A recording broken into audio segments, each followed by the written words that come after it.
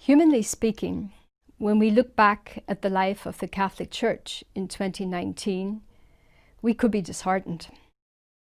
A growing number of Christians lost their lives in attacks by islamists, for example in Sri Lanka, Philippines, Nigeria or Burkina Faso. And the worsening situation of the Church in countries such as China, Nicaragua or Venezuela reminds us of the years of the Cold War. There are wars that have been almost forgotten, like in eastern Ukraine. There is a very fragile Middle East, especially when we think of Iraq or Syria and Lebanon.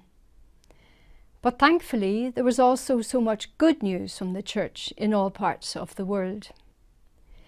Through our activities, we are privileged to meet many bishops, priests, sisters and laity who, through their actions, remind us of the good being done by the Catholic Church.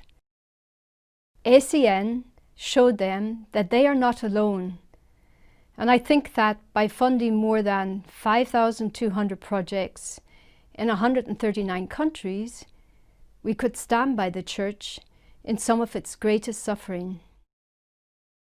If I had to focus on one particular region, I would highlight our help in the Middle East.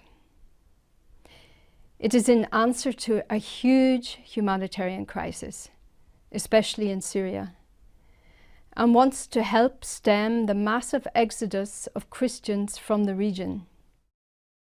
Christians have a right to stay in their native land. Our material aid enables Christian families to survive, and in this way to also help Christians to remain in the Middle East. Their presence is not only important because of the social contribution they make in the education and health sectors, but also because it underpins pluralism and lasting peace in an endangered region. Last year, ACN was able to support 132 projects in Syria, despite all obstacles such as trade sanctions, travel bans and asset freezes.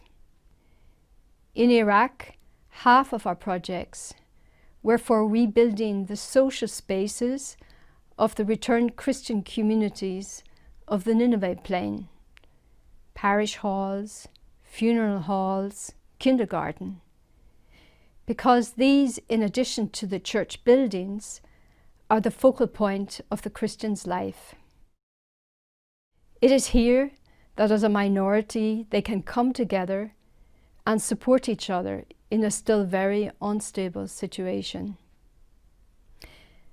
The situation of our brothers and sisters in the cradle of our faith remains vulnerable, but we will continue to do all that is in our hands to support them.